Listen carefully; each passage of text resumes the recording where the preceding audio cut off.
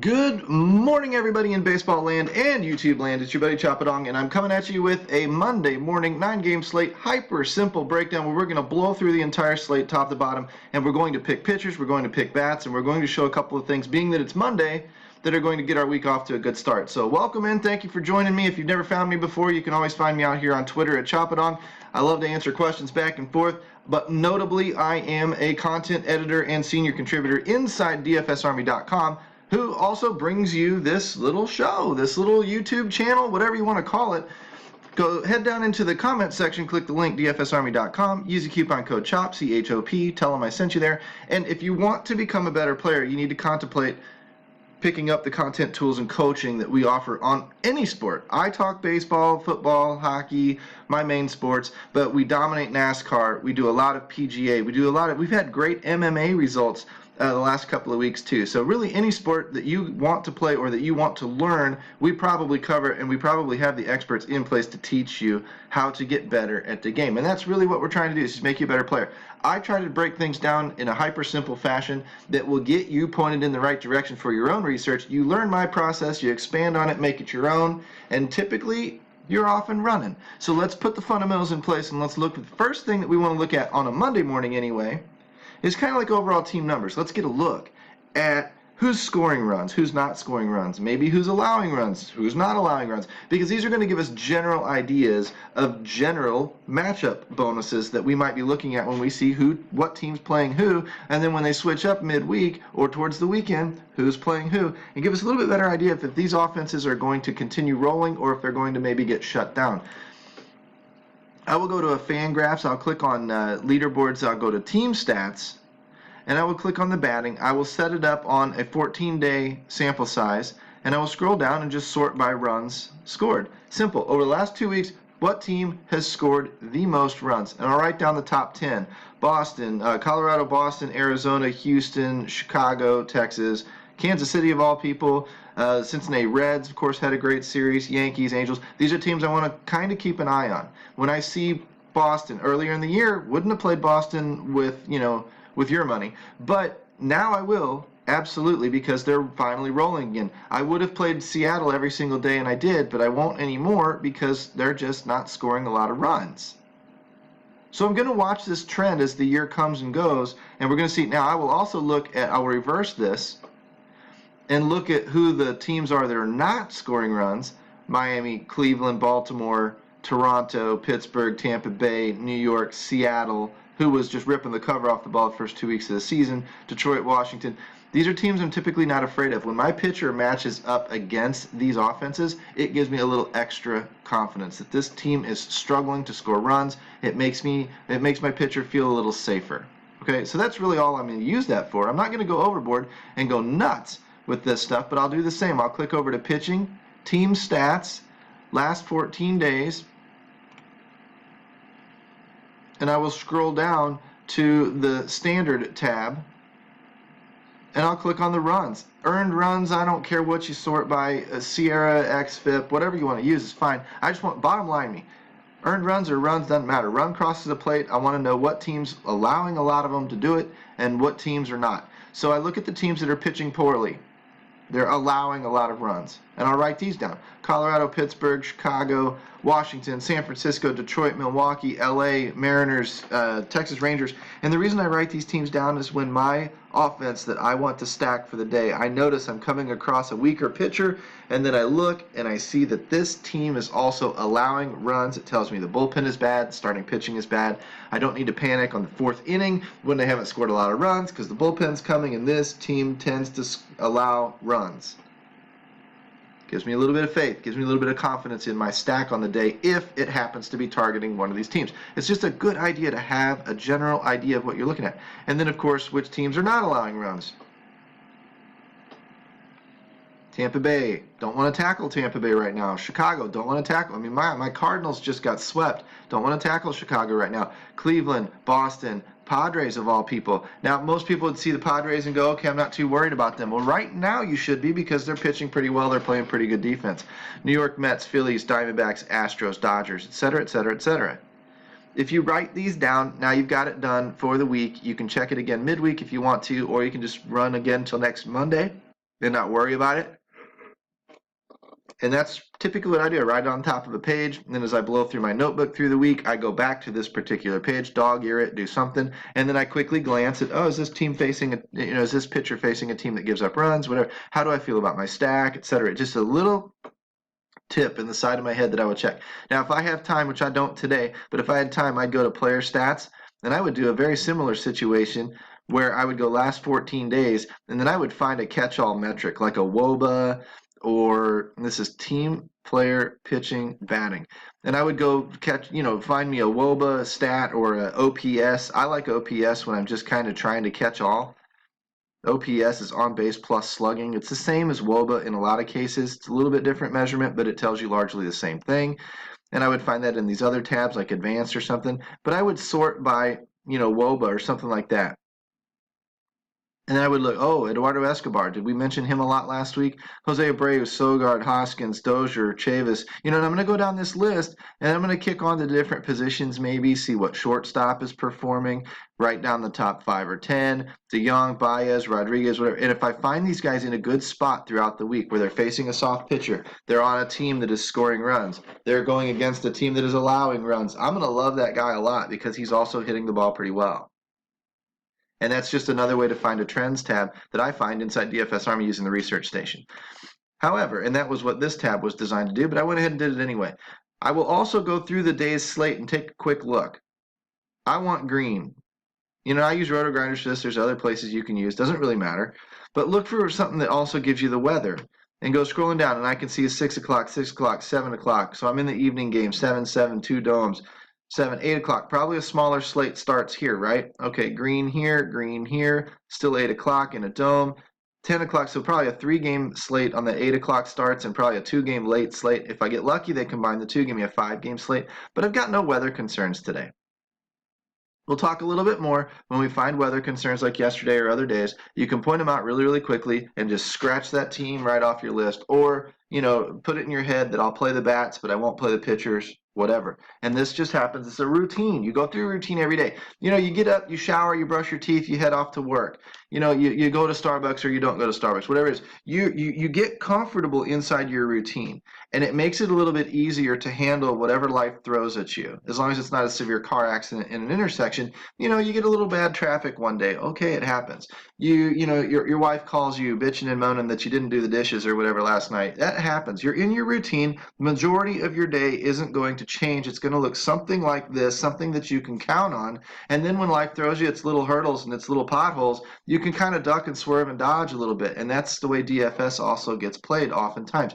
You set a routine. You hear people say, trust the process. This is what they're talking about. Set a routine. Go through the same things day in, day out, day in, day out. You will add a little bit here, take away a little bit there. That's fine. As long as you make these changes sort of slowly, you let them ride out. If I change something, it's like introducing wolves to Yellowstone. All of a sudden, the ecosystem gets thrown off. Maybe that changed and that changed and that changed in unforeseeable ways. And so I need a little bit of time to evaluate and watch how the ripple effect goes through my process. And that's why I'm telling you, don't be so results oriented. Make a small change today, watch it for a week or two, then make another change.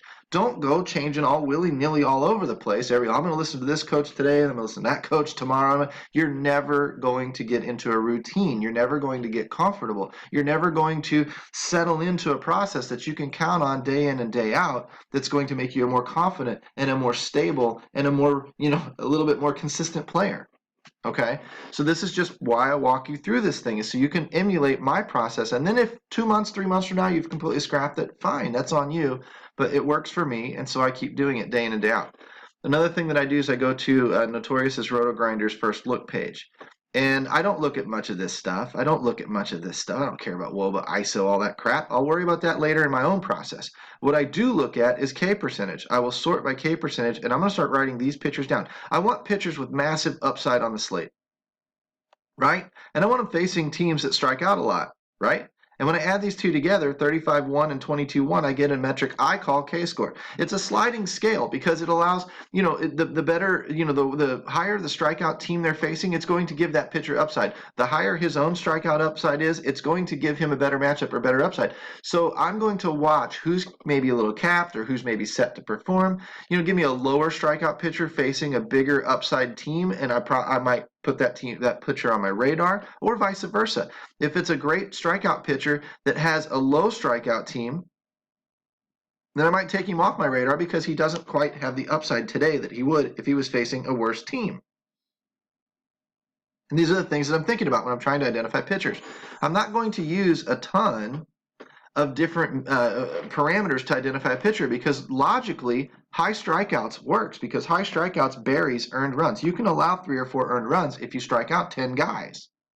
You're still in line to get the win, perhaps. You may be still in line to get, the quality start if you give up 3 earned runs. But if you've got a guy that only strikes out 2 players, that didn't help you. Giving up those runs damaged you pretty hard. But you can give up a few more earned runs if you strike a lot of batters out. That's why we look for that number. And then we want to look for a little bit of Vegas odds to see who's in line to win the game. And then we want to look at price. And I want the best bang for my buck. Because I'm going to try to find out. This is another little thing that I will tell you. If you're listening to touts and you're listening to other people around the internet and they're telling you, any of these pitchers are okay in cash, and they give you a list of 6 or 8 pitchers, the guy doesn't know what the hell he's talking about. A cash pitcher, you should settle on 1 or 2, maybe a third. And they should be in different pricing tiers, a high, a mid, and a lower tier, because you want to make sure that you are taking the best possible pitcher, the safest possible pitcher. The 8th pitcher on your list isn't the safest, or you'd have listed him higher. So when somebody gives you a list and says, oh, well, a third of the pitchers on the slate are cash safe, that tout is full of crap. You need to just ditch him and move on. But when you're listening for GPP plays or maybe a hybrid, which is a blend between GPP and cash, we talk about that a lot inside DFS Army, you're going to probably have an expanded list. That's fine. On DraftKings, you might have an expanded list, but you should narrow it down to 2, maybe 3 pitchers every day. That's it. There should never have a list of 6 or 7 or 8 if you're talking about cash games only. And when you hear a guy brag about that, my tip to you, he doesn't know what he's talking about. End of story. Now, I want value. That's why I would take a top tier, maybe a middle tier, maybe a lower tier priced pitcher, because I want value. If my $5,000 pitcher got 30 points, that's 6x. And if my $11,000 pitcher got 40 points. Yeah, raw score, 40 is better than 30, but value-wise, 6x is better than 4x. I want a multiplier. I want a guy who's going to have room to outperform his salary in a big way. So I don't usually take these top pitchers unless they are incredibly safe with a matchup that's going to give them tremendous upside to really test their ceiling of 50, 60, 70 points. Otherwise, I don't want them. They're overpriced. Yes, they're safe. And safety matters in cash games, but I don't typically play cash games anymore. I will play cash games, but I will layer in other contests. If you need to look it up, ladder strategy. I might put the link in the description of the video. The ladder strategy shows you how to layer contests with increasing upside to perform better and better and better and reward your good nights and use those good nights to erase some of the bad nights baseball inherently throws at you. If these are concepts that are foreign to you, you need to plug into dfsarmy.com. You need to get some coaching because we can bring you up to speed incredibly quickly when it comes to these types of things. If you've heard all this before, you know what I was going to say. But when I'm looking at these particular guys, I'm looking at strikeouts, opponent strikeouts, Vegas line, and price, right? And I come off with a little chart that I like to show on occasion, and these are the pitchers I'm considering today. And today's loaded with high-priced pitchers, which means 2 things. Number 1, there's a lot of talent, there's a lot of potential on the slate for your pitching, which also means when it's this big of a list, there's not a lot of potential for your bats. Tonight might be a lower scoring bat type of night, which means it might make sense to take a high-priced pitcher and then run with top of the order cheaper bats and play it that way. Now, if you can get lucky enough to hit on a lower priced pitcher and a big stack, like a Boston that may be going up against a decent pitcher that just happens to blow him up, then you got really, really lucky. But your better bet on these high priced pitching nights might be to take these pitchers and then spread out your bats and don't stack so much and just kind of play in a cash safe way. That's fine. I will look to smaller slates, 3-game and 4-game slates, to do my contrarian stuff. On the bigger slates, I don't care that much because I'm honestly not looking for, the ownership to be really, really small on certain spots, because it's generally pretty spread out even on the very, very popular spots because there are more options. When I have red, green, yellow, blue, and purple to choose from as my favorite color, I'm probably, if I asked 1 million people, the odds are going to be spread out about 20% each. If I only had 2, red and green, then it's probably going to be more 50-50. So as a percentage, if I've got a night where everything's going to be closer to 20%, I don't really care where I go, because I'm going to have plenty of differentiation inherently just based on the number of options afforded everybody. However, if it's a shorter slate and I've only got 2 viable options, I know everybody's going to run to those 2, which then allows me to say only 2 people have to fail for me to be contrarian and be right, as opposed to maybe 5 or 6 people have to fail for me to be right. If 5 or 6 have to fail, the odds of that happening are not very good. If only 1 or 2 have to fail, the odds of that happening are pretty decent in a game like baseball that's very, very volatile inherently. So save your contrarian stuff to shorter slates. On your bigger slates, play a little bit more straight up. Play a little bit more, just picking the best play that you can find and roll with it that way. Don't worry so much about the ownership. When I'm looking at these pitchers, Garrett Cole, 11.5, 10.7 on DraftKings, 270 Vegas odds, strong Vegas odds, 570 K-score, strong. Anything over 500 is great. Anything over 600 is ungodly. So when I'm getting up close to 600, it's great. But the difference between a 570 or 580 and a 600 isn't a lot. It is. I'll look at it, but it's not a lot. The difference between 596 and 603 is completely negligible. Don't worry about that. But the K-score gives me an idea when I'm adding in the strikeout potential of the pitcher and the strikeout potential of the team he's facing and put it on that sliding scale. It's letting me know who might be in the better matchup today, Jacob deGrom or Garrett Cole, or Chris Paddock or Max Scherzer. It has a way of leveling the field and equating the strength of the matchup. And that's what I'm looking for. I want strong matchups. And look, they're all over 500 today. I don't have a need to go looking for cheap pitching. In fact, on DraftKings, with all of this good pitching, I might even take a 9.7 and a 9.2 or a 9.2 and a 9.0 and take a couple of these guys as opposed to a 10.7 and a 7.5. And it's going to be hard because you're going to spend right up against $20,000 for your pitching today, most likely, if you do it this way. Otherwise, I think you're gambling, taking a bigger risk. I would gladly take 2 of these pitchers. And then on FanDuel, of course, I can take any of these guys. On FanDuel, when I only get 1 pitcher, I do like to take the best of the best when price is considered. So let's walk through it from that angle. On DraftKings, I would probably look to take a couple of these $9,000 guys, but if I had to, I would take a 10 and a punt or something like that. Okay, DraftKings has a little bit different philosophy to it. But looking from a FanDuel perspective, Ian Cole might be the leader, or Garrett Cole might be the leader in the clubhouse, 572. Okay, I get a 561 and a 240. Little less K-score, little less here, little less price, but the $200 is pretty insignificant. So I would take Cole over Bauer. Okay, I'm starting to whittle things down. 11-1, a little cheaper yet. Way less Vegas confidence, if you will, but a better K-score. So I'm probably okay with that facing San Diego if deGrom is going to strike a bunch of people out, which San Diego strikes out, so probably got a lot of strikeout upside tonight. So, okay, now we're debatable. $400 difference from him and Garrett Cole. I might be looking at a deGrom, a Garrett Cole. Bauer's probably the man in the middle that gets left out.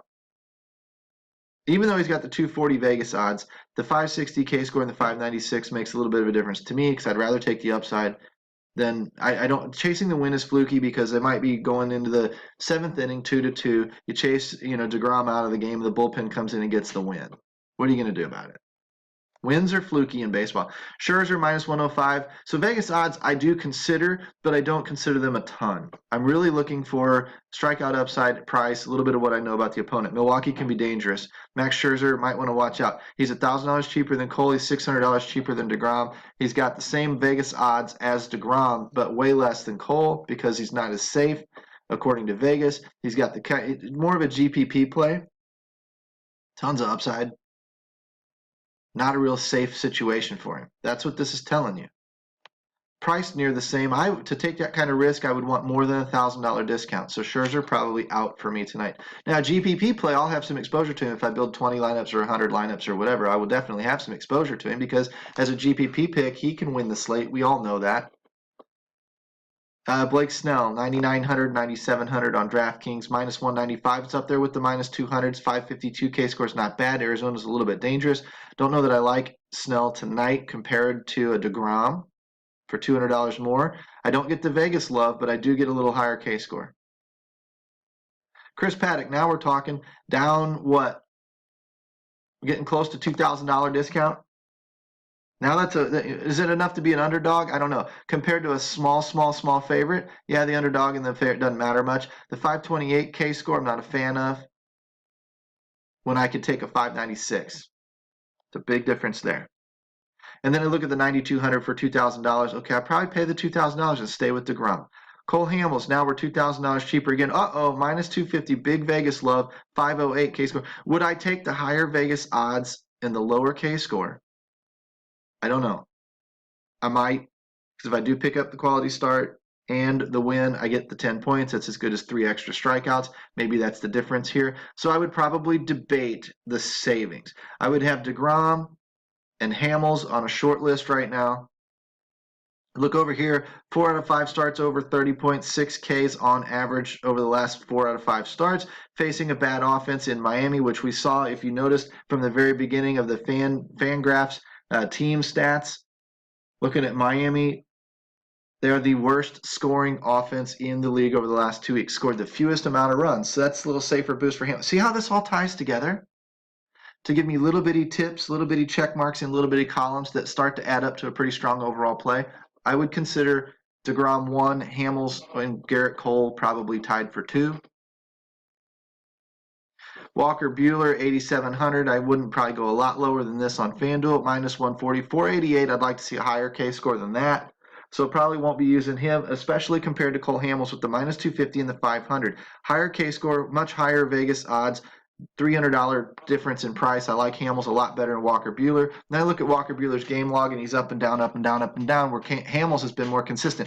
Hamels would be the mid-priced cash game option for me. DeGrom would be the top tier. Hamels would be the mid-price guy. I don't really have a punt. Probably don't need much more than that to build a safe lineup for cash games. Now, I would probably build 2 lineups. I'd probably have, 50, 60, 70% DeGrom and 30 to 40% Hamels. Because DeGrom is probably the better pitcher than Hamels, especially even tonight. Even with the 250 on the Cubs and the 110 on the Mets, the K score is big time difference, and that's your floor in pitching. So I probably would hedge a little bit, and I've narrowed it down in 10 minutes to the 2 pitchers that I like the most on the entire slate, and those would be the 2 I'd roll with. Whatever your process is, whatever you find. And like I said, DraftKings is a little different. You got to consider some of those cheaper pitchers, which I don't consider them very good tonight. They don't have a lot of strikeout upside. However, when I'm looking at this as an overall idea, I kind of like where I landed. I'll roll with it tonight. If I'm wrong, I'm wrong. That's part of it too. You can't be results oriented. This process works. It's logical. It works. And it's brought me results for 2 or 3 years. So I keep doing it. And I'm going to have my good stretches and my bad stretches. Just like, a hitter is going to go through cold streaks and hot streaks, throughout the course of a season. And they always tell the media on the microphone, hey, it's a long season, man. Well, okay. It's a long season. I'll tell you the same thing, Mr. DFS player. It's a long season. It's May 6th. You can go cold for 2 weeks, 3 weeks, a month. That's why you have a bankroll. If you're responsible and you use it appropriately and you're playing underneath your bankroll, then you can last virtually indefinitely. And that's part of the coaching we deliver inside DFSArmy.com. So let's move on to bats really, really quick, because it's another thing that I will do in this process, if you will, is I'm then going to go into a couple of different places. I can go into my research station, go to my pitchers tab, and when that reloads, I can come over here and start looking at the weaker pitchers on the slate. I can sort by the DFSA grade, the overall catch-all metric, go by descending order, put the good ones at the top, the bad ones at the bottom. I'll focus down here on the bad ones. Anything under about a 30 is in play. So those bottom 5 guys, from Felix Hernandez down to Julius Chassin, are going to be the guys I'm looking to stack. I would look to stack their opponents, which would be New York Yankees bats, Toronto bats, Baltimore bats, Cleveland, Washington bats. Write those down. These are your top 5 targets. Initially, this will change because I will go over here. I might look at a little of the bad category. I might go over here. I might look at Sierra a little. Ooh, 5.32 Sierra for Sandy Alcantara. Let's go over here. Look at who he's playing. Chicago Cubs. Write them down. That'd be another name on your list.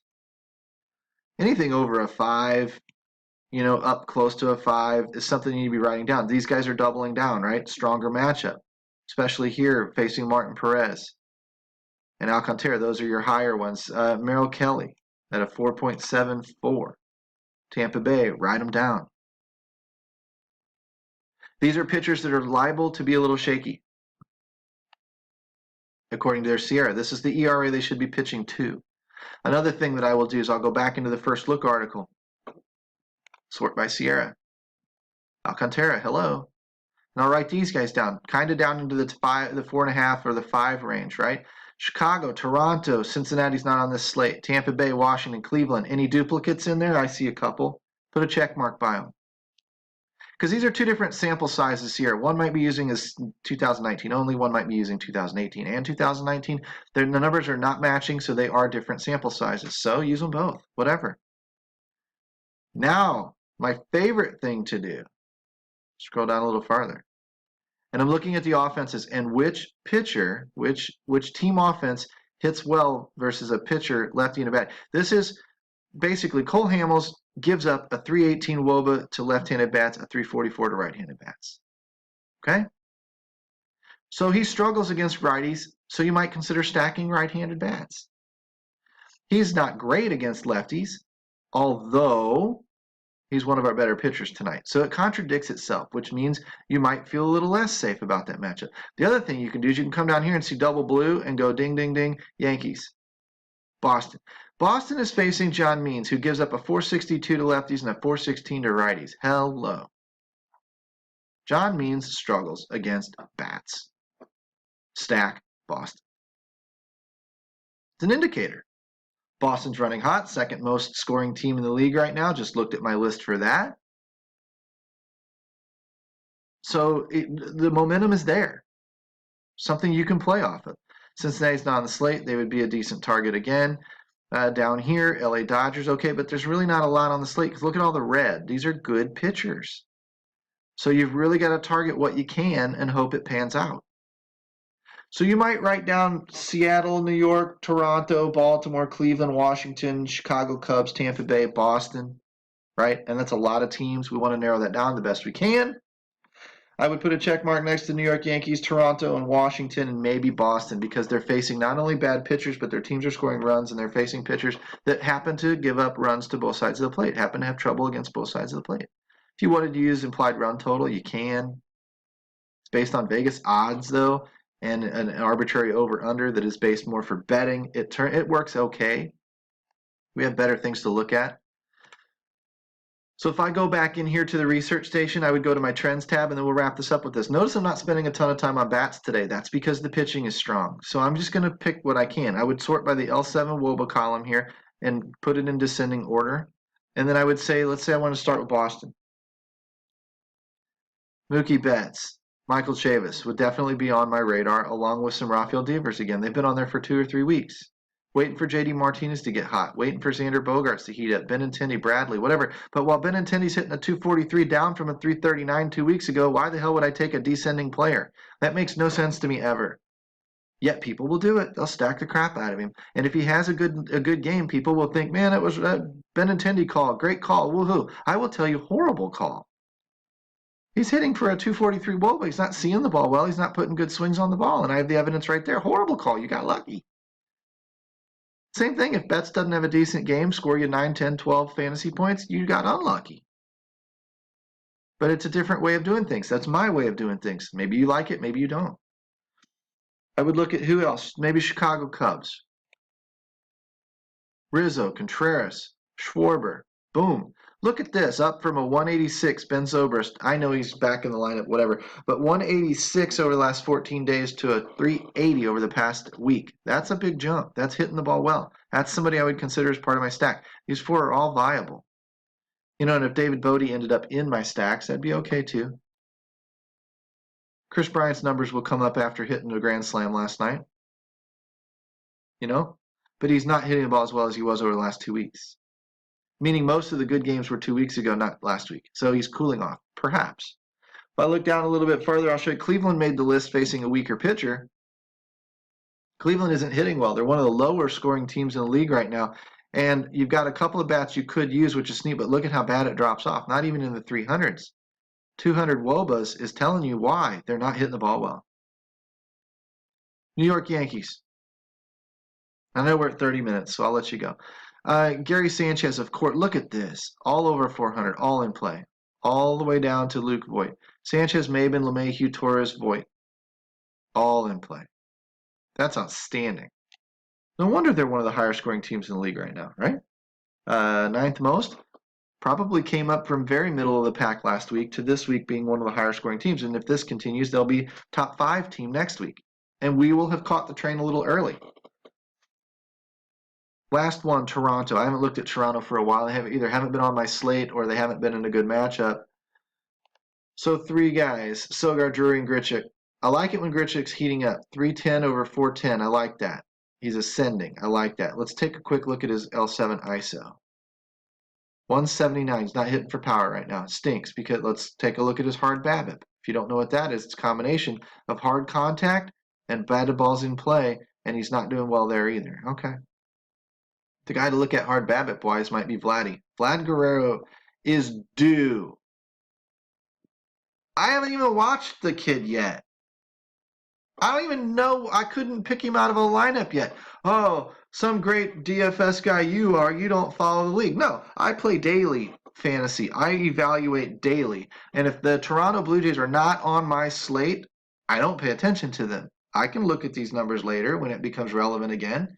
And what I see here is that he's lower on the list, which means he's not getting results. He's not hitting for a high WOBA. He's not running hot right now, obviously. And I've heard the chirping of the young king, Vladimir Guerrero, the new greatest shiny toy in Major League Baseball. And I'm going to tell you, you haven't been getting much results out of the kid yet. But I can tell you by looking at one number right here that he's coming. Eventually. I don't know if it's going to be tonight. I don't know if it's going to be next week, but he's coming. He's hitting the ball hard as hell. 56 and 42% of the time. That's pretty good. It's not the 65 Justin Smoke's hitting, which Justin Smoke's do as well with this big green 25 and 30% and better is 10% is okay, but 25 and over is getting good. Rowdy Tellez kind of come back. He's going to get hot again. If you have a Tellez Smoke Vlad Guerrero stack right now because they got lower results lately, you've probably got them at a little bit cheaper price because I haven't heard their names mentioned for a while.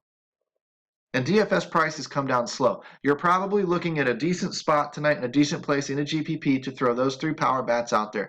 And they are due. Somebody's liable to do well tonight. If they all 3 do well, you walk into the cash of a GPP. Hard hitting contact. Hard contact rate is telling me how hard the guy's hitting the ball. A low BABIP. 429 is not low. That's a 14-day it's using. So that's even a better sign. A 370 lower BABIP with a 429 is coming up. He's getting better results off the balls he puts in play. And this is showing that he is still coming.